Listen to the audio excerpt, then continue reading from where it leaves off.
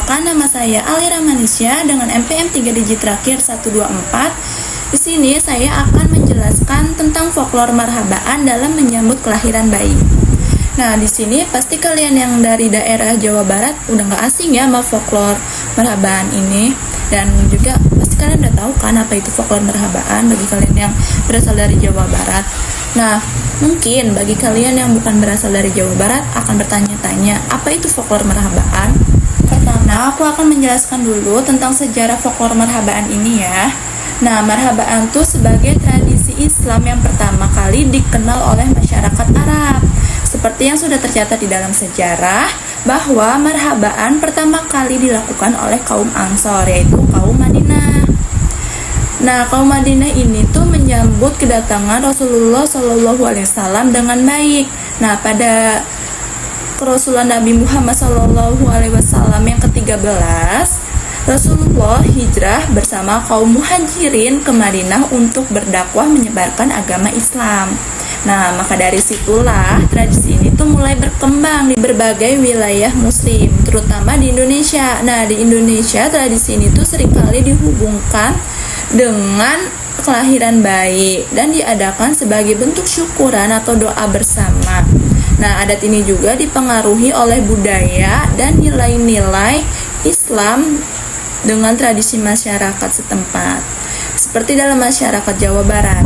Nah, makanya tadi aku udah bilang di awal, mungkin bagi kalian yang berasal dari daerah Jawa Barat udah nggak asing ya sama folklore marhabaan ini. Mungkin juga sudah sering dilakukan, terutama ketika dalam menyambut kelahiran bayi. Nah, yang selanjutnya itu aku akan menjelaskan bentuk-bentuk tradisi marhabaan ini ya. Di sini tuh terdapat 3 bentuk. Yang pertama bentuk lisan, bentuk tulis, dan bahasa tubuh. Nah, ini aku akan jelaskan satu-satu ya.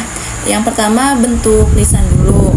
Nah, mengapa sih folklore marhabaan ini tuh termasuk ke dalam bentuk lisan? Karena pada tradisi marhabaan ini sedang berlangsung, diikuti dengan menyanyikan syair, membaca sholawat, dan doa khusus ataupun doa keselamatan yang mengandung makna untuk menyambut dan keselamatan bayi yang baru lahir.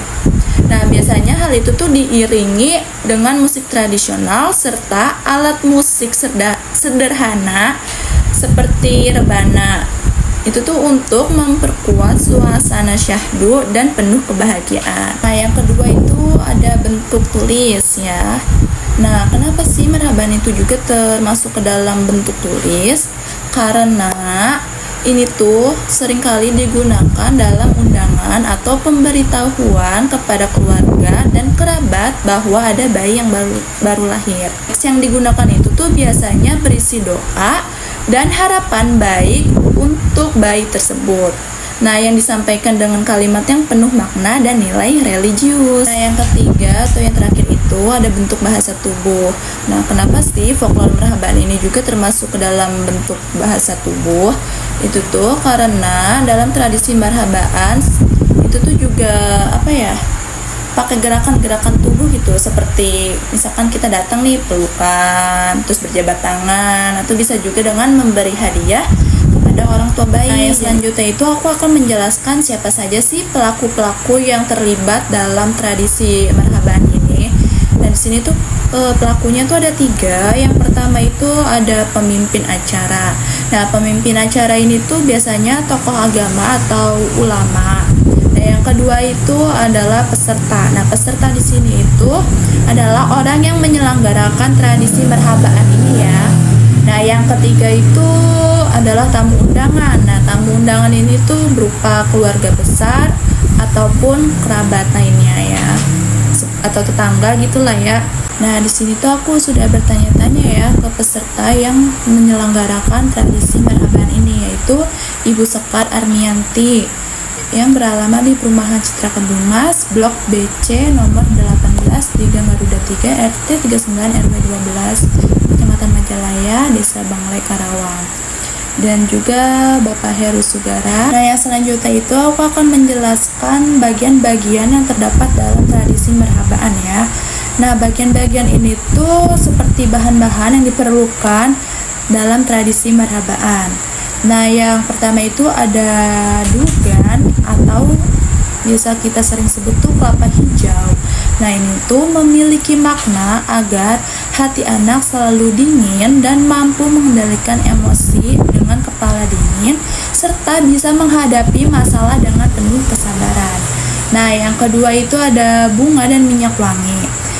Ini tuh agar anak mampu bersosialisasi dan mempunyai kepekaan sosial yang tinggi.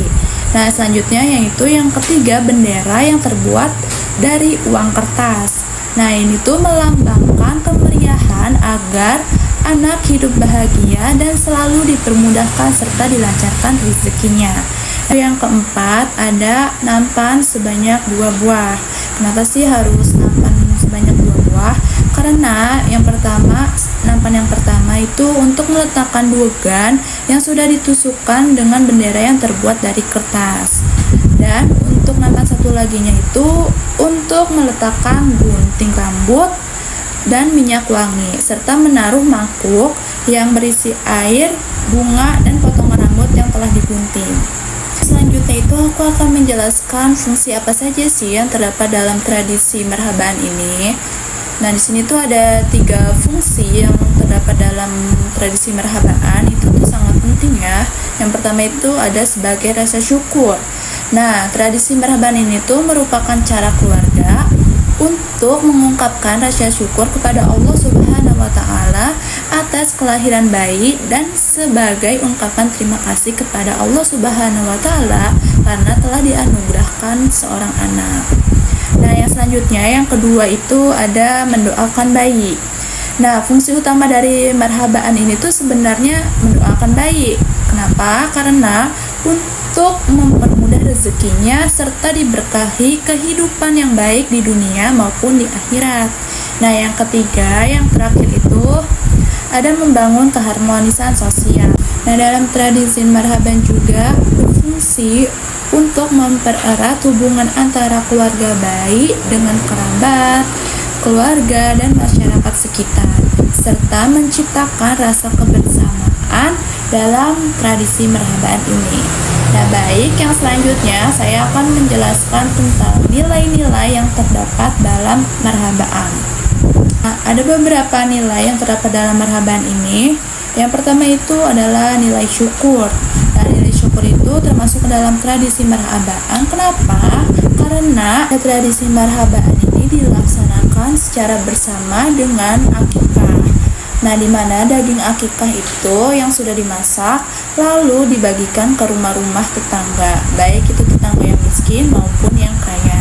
Yang ketiga itu ada nilai silaturahmi. Nah, nilai silaturahmi ini para anggota keluarga dan masyarakat sekitar itu berkumpul di satu tempat untuk menyambut kelahiran bayi. Nah, mereka itu hadir dengan penuh kehangatan dan memberi dukungan moral kepada keluarga yang memiliki bayi, memberikan perhatian, cinta, kasih sayang, dan kehangatan pada bayi yang baru lahir. Nah, nilai yang keempat itu adalah nilai keimanan. Nah, pada marhaban ini kan biasanya dilakukan secara bersama-sama ya, dan diikuti oleh sekumpulan orang banyak. Nah, hal ini tuh dapat meningkatkan rasa kecintaan dan keimanan kepada Allah dan Rasul-Nya. Nah, untuk nilai yang terakhir itu adalah nilai tolong-menolong. Nah, nilai tolong-menolong ini terlihat dalam marhaban, yaitu tradisi yang melibatkan keluarga, kerabat, dan para tetangga. Nah, para keluarga dan tetangga datang untuk membantu mempersiapkan tradisi marhabaan ini. Selanjutnya itu aku akan menjelaskan tata cara pelaksanaan tradisi marhaban ini dengan secara rutin. Nah, yang pertama itu ada kegiatan awal. Nah, kegiatan awal ini tuh berupa persiapan. Biasanya keluarga bayi mengundang kerabat dan tetangganya untuk hadir dalam tradisi marhabaan ini. Nah, setelah semua para kerabat dan tetangga datang, acara yang pertama itu dimulai dengan doa pembuka, nah yang dipimpin oleh tokoh agama atau ulama. Setelah membaca doa pembuka, yaitu dilanjut dengan membaca bismillah dengan secara bersama-sama. Selanjutnya itu pembacaan kitab suci Al-Quran.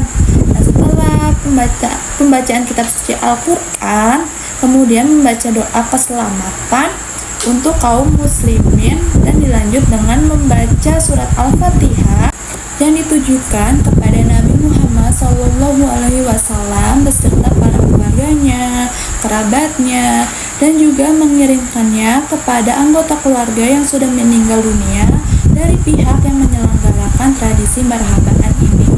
Setelah kegiatan awal selesai, kita masuk ke dalam kegiatan inti. Nah, yang pertama kali dilakukan dalam kegiatan inti itu adalah membaca sholawat badar. Nah, sholawat badar itu seperti ini: Assalamun alaik, assalatu ala nabi. Nah, selanjutnya yaitu pemotong rambut bayi bersamaan dengan pembacaan berzanji, lalu disenandungkan secara bersaut-sautan sambil diiringi dengan tepuk rebana.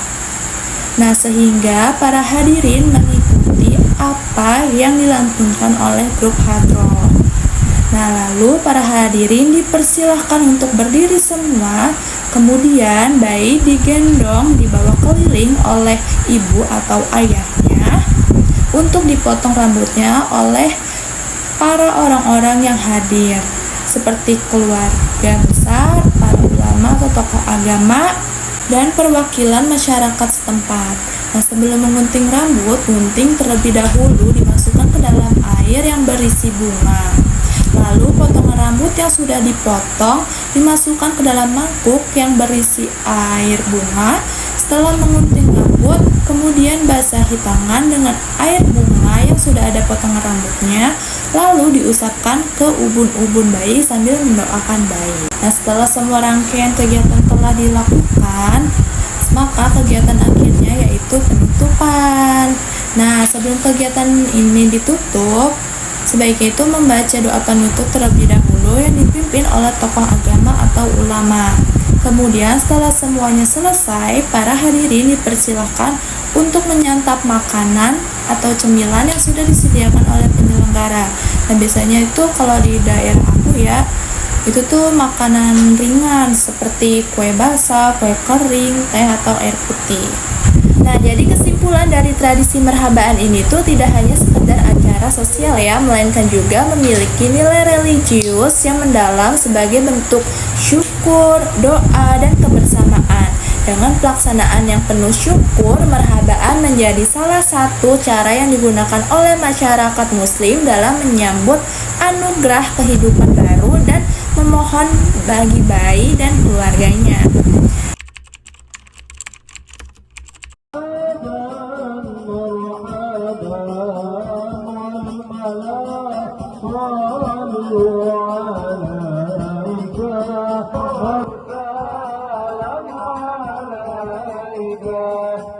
Sekian penjelasan folklor marhabaan dari saya. Mohon maaf kalau ada kurang dan salahnya. Wassalamualaikum warahmatullahi wabarakatuh.